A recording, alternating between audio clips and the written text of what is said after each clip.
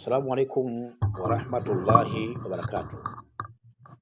Alhamdulillahi rabbil alamin wala aqibatu lilmuttaqin wala udwana illa ala dhalimin.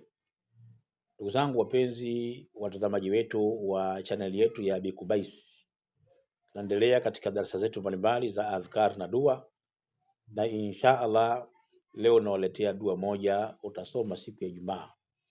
Na kwa mtu ambaye mwenye shida ya riski, pesa imempiga chenga sana, basi adumu sana na dua hii kila baada ya swala ya Ijumaa.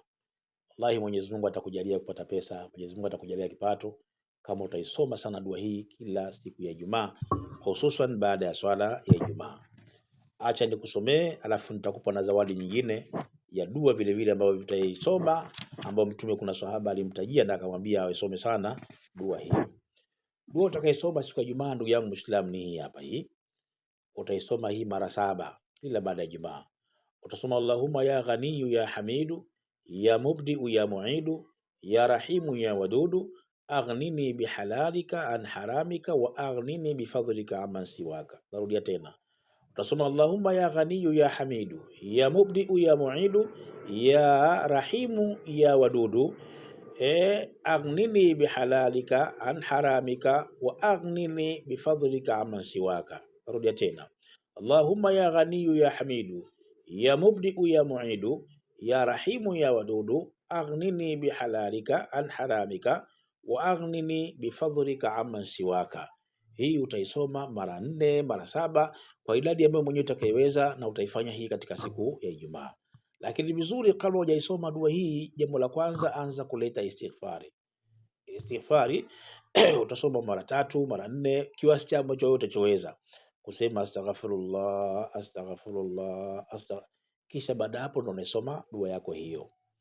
Na unapoimaliza kule mwishoni, basi inapendeza mswalie Mtume angalau mara 10 kwa sigha yoyote, kwa tamko lolote unaloweza fanya mara 10. Mimi nakupa tamko lepesi kabisa, utasema Allahumma salli ala Muhammadi ya rabbi salli alayhi wasallim, Allahumma salli ala Muhammadi ya rabbi salli alayhi wasallim mara 10. Wallahi Mwenyezi Mungu atakufungulia sala katika riziki zako.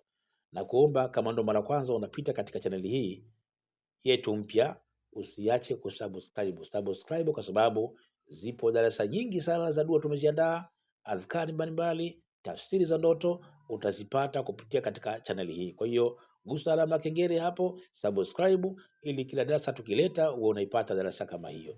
Lakini vile vile kuna zawadi nyingine nataka nikupe.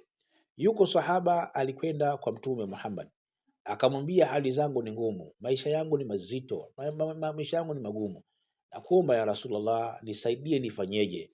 Mtume akamwelekeza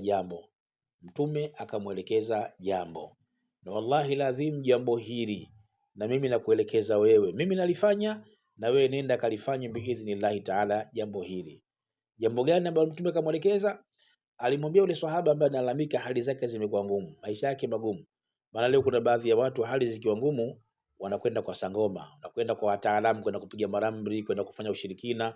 Ndugu yangu, usifanye ushirikina, mtegemee sana Mwenyezi Mungu Subhanahu wa Ta'ala. Mwenyezi Mungu ndo huwa razaku, yeye ndo mtoaji wa riziki. Wallahu samad, Mwenyezi Mungu ndio anakusudiwa kwa haja zetu zote, sisi tumkusudie Mwenyezi Mungu Subhanahu wa Ta'ala. Basi baada ya kumlalamikia, Mtume akamwambia yule sahaba kwamba ukifika nyumbani kwako fanya mambo haya mawili.